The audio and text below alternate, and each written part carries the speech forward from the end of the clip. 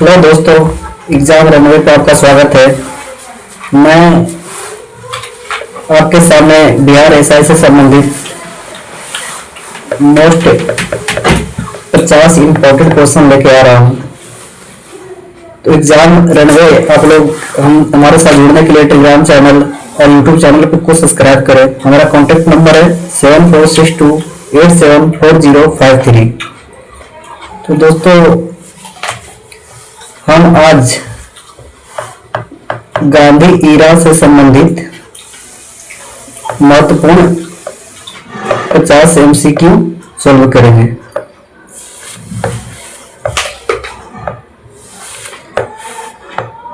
तो आइए हम एक क्वेश्चन को देखते हैं। पहला क्वेश्चन है, महात्मा गांधी भारत कब लौटे थे? तो ऑप्शन 1914, 1915, 1916, 1917। तो इसका सही आंसर होगा 1917। महात्मा गांधी नहीं, इसका सही आंसर 1915 होगा।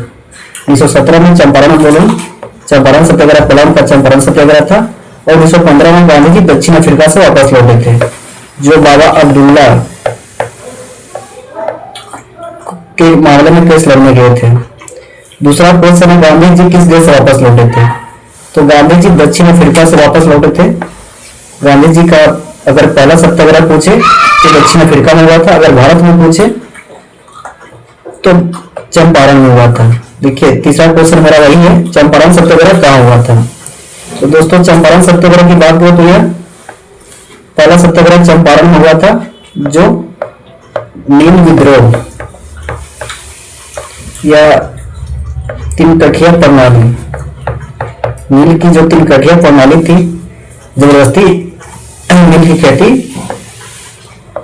जमींदारों और अंग्रेजों द्वारा कराया जा रहा था। चौथा क्वेश्चन है, चंपारण सत्याग्रह किस वर्ष हुआ था? 1916, 1917, 1918, 1919। तो इसका आंसर होगा 1917। चंपारण सत्याग्रह 1917 में महात्मा गांधी की अगुवाई में हुआ था, जिसपे एक गठित समिति बना था, जिसकी अध्यक्षता एफजी सलाई ने किया था। ये इंपॉर्टेंट क्वेश्चन, इसको ध्यान रखिएगा, कितना बार एग्जाम में पूछा गया है। पांचवा क्वेश्चन है, चंपारण सत्याग्रह किससे संबंधित था? तो चंपारण सत्याग्रह नील की खेती से संबंधित था। अब छठा क्वेश्चन है, अहमदाबाद मिल हड़ताल कब हुआ था? जब गांधी जी चंपारण सत्याग्रह के बाद दूसरा उनका आंदोलन अगर ये था, तो अहमदाबाद मिल हड़ताल, वहां पे मिल मजदूरों का हड़ताल किया गया था। तो गांधी जी ने इसका अगुवाई किया और आंदोलन को अपने हाथों में ले लिया। तो इसका सही आंसर होगा 1918। अगला क्वेश्चन है, खेड़ा सत्याग्रह किस राज्य में हुआ था? खेड़ा, बारदोली, अहमदाबाद, ये सभी आंदोलन गुजरात में हुआ था। अब अगला क्वेश्चन है, रॉलेट एक्ट किस वर्ष लाया गया था? सभी लोग पढ़े में रॉलेट एक्ट के बारे में जानते होंगे। तो ये पूछा किस वर्ष लाया गया था? तो इसका सही आंसर होगा 1919। 1919 रॉलेट एक्ट आया था, उसी के विरोध में लोग इकट्ठा हुए थे। तो जालियांवाला हत्याकांड वहीं पे हुआ था। अगला क्वेश्चन है, रॉलेट एक्ट का मुख्य उद्देश्य क्या था? जब ब्रिटिश शासन ने रॉलेट एक्ट लाया था, तो उसका उद्देश्य ब्रिटिश सरकार का क्या होगा? कर माफी, शिक्षा सुधार, बिना मुकदमा गिरफ्तारी, प्रेस की स्वतंत्रता। शिक्षा सुधार तो हो नहीं सकता है, कर माफी लोग करेगा नहीं, तो ऑप्शन ए और बी में होता है प्रेस की स्वतंत्रता और बिना मुकदमे की गिरफ्तारी। तो इसका सही आंसर होगा बिना मुकदमे की गिरफ्तारी। बिना कानून या अंधा कानून की संज्ञा से दी जाती है इतिहास में। अगला क्वेश्चन है, जालियांवाला बाग हत्याकांड कब हुई थी? तो जालियांवाला हत्याकांड 1919 में जनरल डायर के अगुवाई में हुआ था।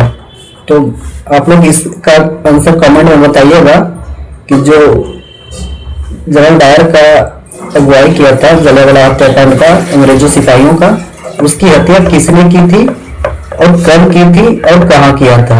ये इंपॉर्टेंट क्वेश्चन है। अगला क्वेश्चन है जलियांवाला बाग हत्याकांड कहाँ हुआ था?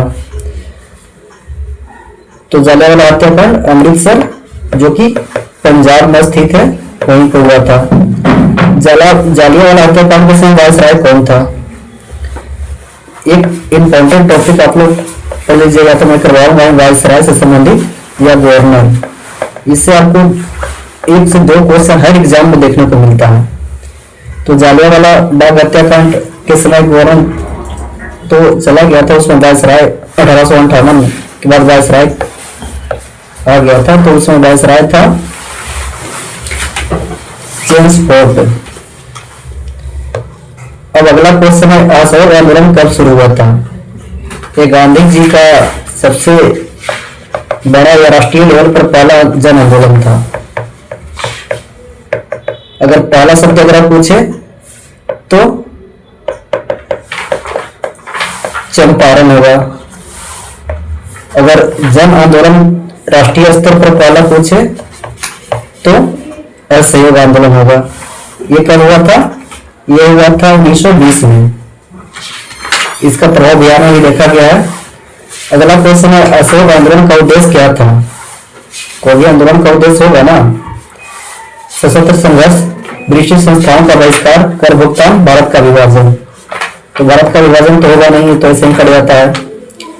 सशस्त्र संघर्ष, ब्रिटिश संस्थाओं का बहिष्कार, कर भुगतान। तो इसका आंसर होगा ब्रिटिश संस्थाओं का बहिष्कार। असहयोग आंदोलन, इसका नाम पड़ेगा असहयोग, मतलब हम सहयोग नहीं करेंगे, तुम्हारा बहिष्कार करेंगे, तुमको जो करना है करो, लेकिन मैं तुम्हारा बहिष्कार करूंगा। 15 नंबर क्वेश्चन है असहयोग आंदोलन के साथ कौन सा आंदोलन चला था? भारतीय राष्ट्रीय इतिहास में आप पढ़ेंगे तो असहयोग आंदोलन के साथ पैरेलल में एक और आंदोलन चला था, वो था खिलाफत आंदोलन। प्रथम विश्व युद्ध समाप्ति के बाद खिलाफत आंदोलन और असहयोग आंदोलन शुरुआत हुआ था। हालांकि गांधी जी ने इस असहयोग आंदोलन के दौरान कहा था कि हम स्वराज को प्राप्ति कर लेंगे 1 वर्ष के अंदर। ये भी इंपॉर्टेंट क्वेश्चन है। अगला क्वेश्चन है चौरा चौरी कांड कब हुआ था? 1920, 1921, 1922, 1923। तो इसका सही आंसर होगा 1922। जब असहयोग आंदोलन अपने चरम पे था तो गोरखपुर के चौरा चौरी जिले में एक दरोगा था, उन्होंने गांव पे मुकदमा लगाया कि लोग चोरी करते हैं, तो पूरा गांव वालों ने जाकर के थाना में घेराव किया, थाना में जला दिया, और उसमें लगभग 23 से 24 रिकॉर्डेड पुलिसकर्मियों जो अंग्रेज अधिकारी थे उनकी मौत हो गई। इसी से आहत होकर गांधी जी ने 1922 में चौरा चौरी कांड वापस ले लिया। देखिए अगला क्वेश्चन है चौरा चौरी कांड कहाँ हुआ था? उत्तर प्रदेश के गोरखपुर में। चौरा चौरी के बाद गांधी जी ने क्या किया? अब ये इंपॉर्टेंट क्वेश्चन होता है। चौरा चौरी के बाद गांधी जी ने क्या किया? आंदोलन तेज किया, आंदोलन स्थगित किया, समझौता किया, जेल गया, यानी जेल गए गांधी जी। तो इसका आंसर है आंदोलन स्थगित किया, क्योंकि चौरा चौरी कांड से होकर गांधी जी सत्य और अहिंसा पर चलने वाले व्यक्ति थे। उनके जीवन में अहिंसा का कोई स्थान नहीं था, तो उन्होंने अहिंसा को देखते हुए आंदोलन को स्थगित कर दिया। और इसके बाद देखिएगा भारतीय स्वतंत्रता आंदोलन 2 रूपों में बढ़ जाती है, एक क्रांतिकारी राष्ट्रवाद और एक रचनात्मक राष्ट्रवाद को बढ़ावा देते हैं। स्वराज पार्टी की स्थापना किसने किया था? ये भी क्वेश्चन पहले आता है। स्वराज पार्टी की स्थापना किसने किया था? गांधी, नेहरू, सुभाष बोस, सी.आर. दास, मोतीलाल नेहरू। तो इसका सही आंसर होगा सी.आर. दास, चित्तरंजन दास और मोतीलाल नेहरू। अगला क्वेश्चन है स्वराज पार्टी की स्थापना कब हुई थी? स्वराज पार्टी की स्थापना 1923 में हुआ था। साइमन कमीशन भारत कब आया था? अगर साइमन कमीशन का गठन करेगा तो 1927 में, भारत आया 1928 में। साइमन कमीशन का विरोध किया हुआ था भारत में बड़े पैमाने पर। साइमन कमीशन का विरोध इसलिए हुआ था क्योंकि इसमें कोई भी भारतीय सदस्य नहीं थे। जिसके लिए सुधार कर रहे हैं उसका कोई सदस्य नहीं हो, तो विरोध तो होना तय था। साइमन कमीशन गो बैक का नारा किससे जुड़ा हुआ है? गांधी, नेहरू, लाजपत राय। तो इसका आंसर होगा Lajpat Rai. Lajpat Rai Simon go back नारा की अगुवाई करते हैं और अंग्रेज अधिकारी द्वारा लाठी से प्रहार करने के बाद इनकी मृत्यु हो जाती है। यही आगे चलकर भगत सिंह की अगुवाई में उस अंग्रेज को हत्या कर दी जाती है। लाजपत राय की मृत्यु किस कारण हुई थी? फिर वही क्वेश्चन, लाठी चार्ज। पूर्ण स्वराज की घोषणा कब हुआ था? ये सबसे इंपॉर्टेंट क्वेश्चन है, पूर्ण स्वराज, जिसमें पूर्ण स्वराज की घोषणा 1929 में जवाहरलाल नेहरू के अगुवाई में हुआ था। यह घोषणा कहाँ हुआ था? अगला क्वेश्चन है पूर्ण स्वराज की घोषणा कहाँ हुई थी? तो इसका आंसर है लाहौर। लाहौर रावी नदी के तट पे 1929 में हुआ था। श्रीनगर के आंदोलन की शुरुआत कब शुरू हुआ? पूर्ण स्वराज के जस्ट बाद श्रीनगर के आंदोलन शुरू होता है। इसका आंसर होगा 1930।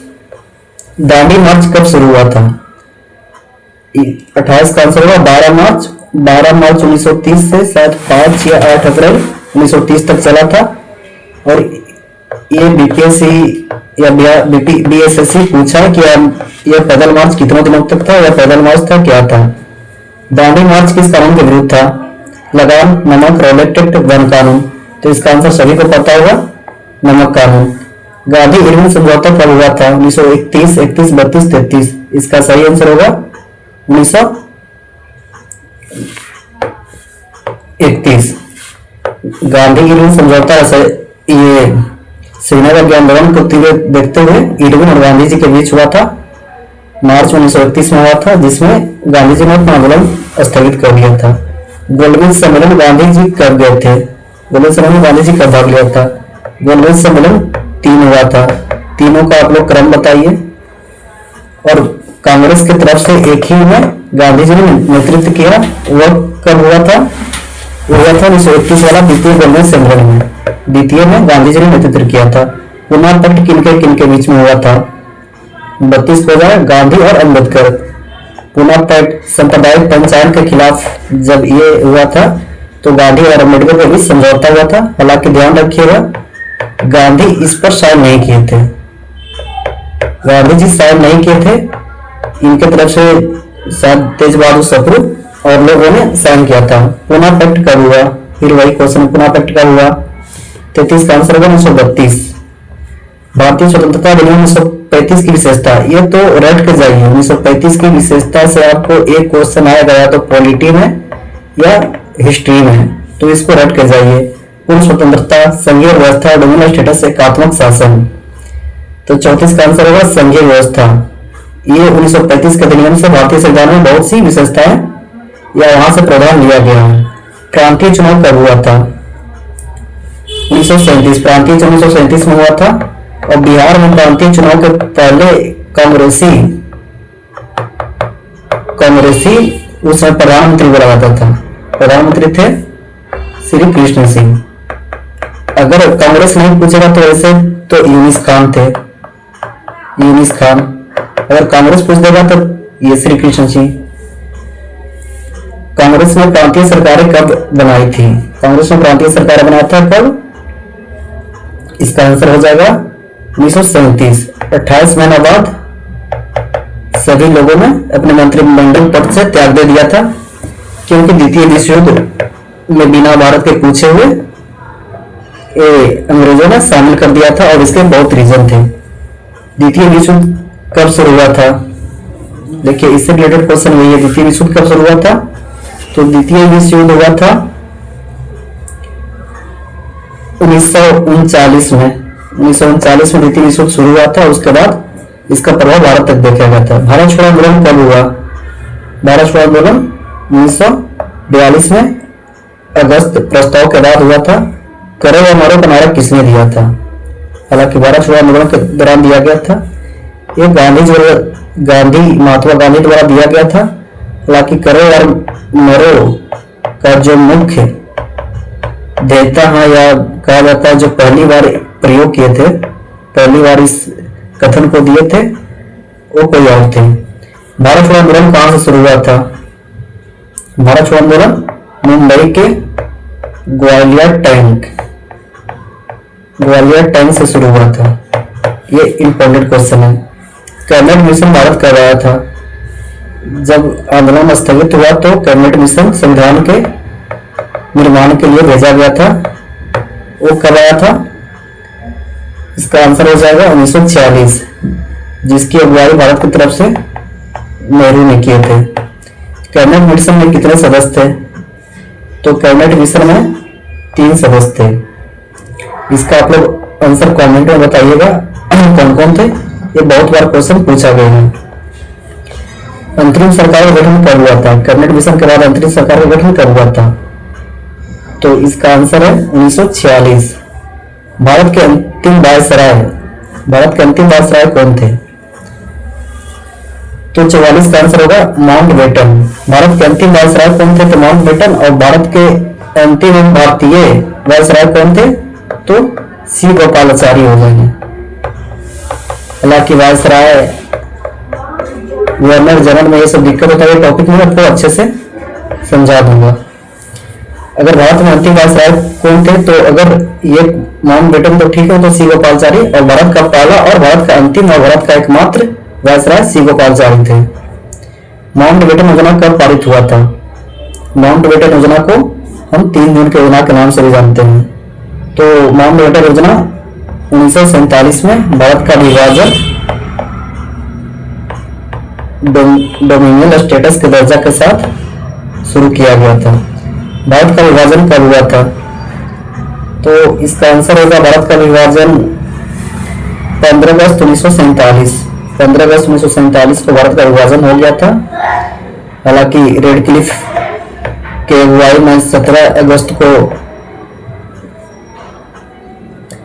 एक सीमा का विभाजन किया गया, और उसके बाद जो दंगे हुए वो सबको पता ही होगा। पाकिस्तान स्वतंत्र कब बना? देखिए, भारत स्वतंत्रता आंदोलन का अगुवाई किया,